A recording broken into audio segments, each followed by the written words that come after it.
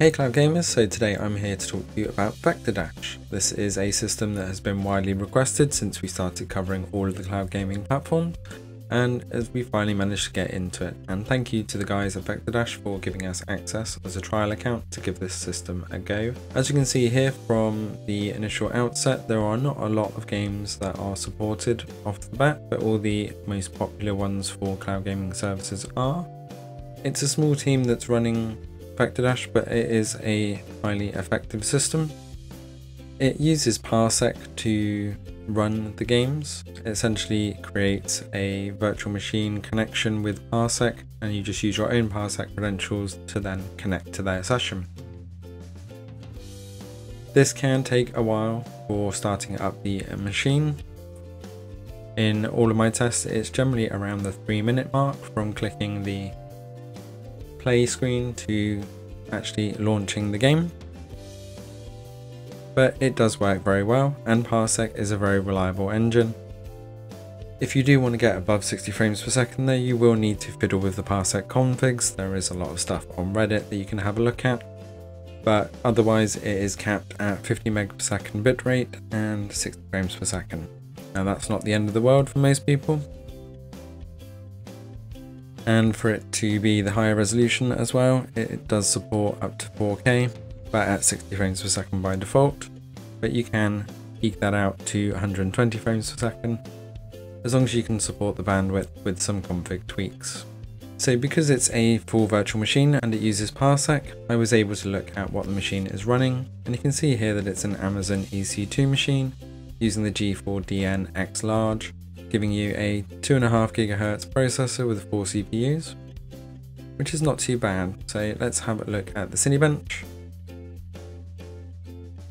I'll skip the benchmark test here quite quickly, but you can look at the full version of the benchmarks in the description. I've linked them as unlisted videos, just so you don't have to sit through the whole thing here in real time. And this was one of the lowest scoring CPUs that we've seen at 312, which is almost half that even shadow. So bear that in mind, that when we're looking at this, it was the slowest CPU.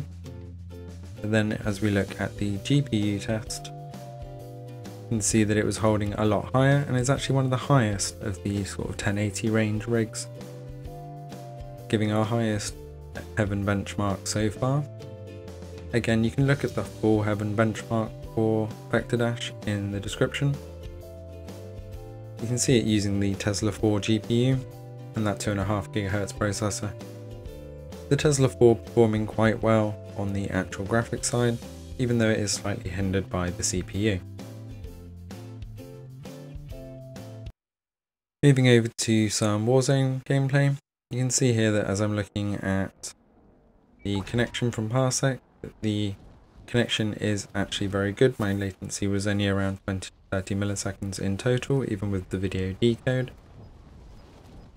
But I do get very mixed results with Parsec, and this is why I don't generally use it for my other rigs. I use Moonlight. Unfortunately, we don't really have the option here, especially as it's a Tesla GPU. I don't believe it actually supports the GeForce experience or Quadro experience, so Moonlight is not an option. Because it's Parsec, that does mean that iOS is not supported. You would have to use a different solution installed on the boxes every time that you used it. But Parsec does support Mac, Android and PC out of the box. Otherwise, playing Warzone, it was very smooth.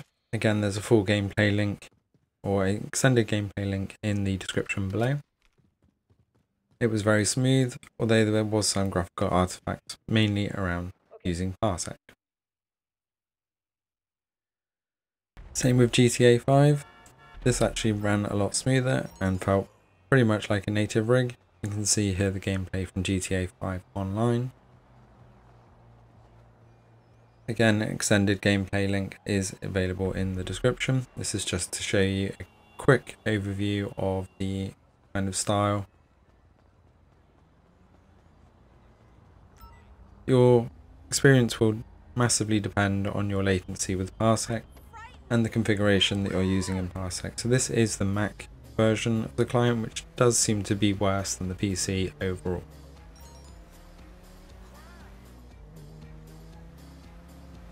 So our worst case functionality here, or quality, is still looking extremely good. Over to a newer game then, like Rogue Company. Again, this felt pretty native, with parsec showing around 20 to 30 millisecond latency. This is on full ultra settings and behaved like a native rig.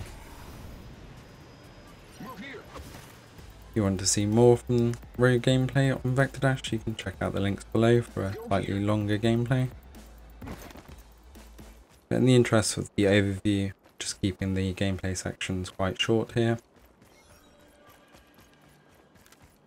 Enemies have the site. Stop them.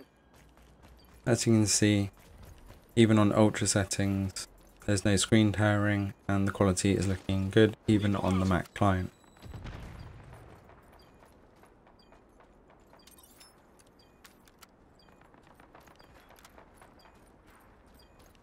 Slight screen tearing there as we came through the window, and in the higher bitrate games you do sort of notice that.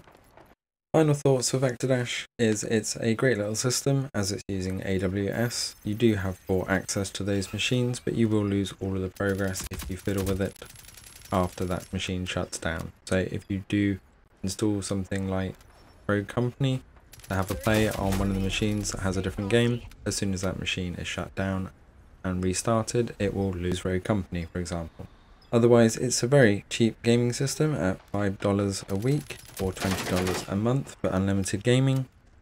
And if you don't mind reinstalling everything every time you want to play, if you're going to have a long play session, then it's not the end of the world.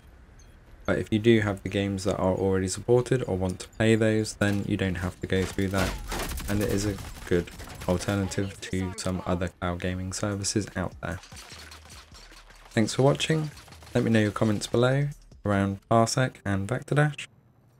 Don't forget to subscribe to Cloud Gaming Extreme for all of the latest across all cloud gaming platforms, and I will see you next time.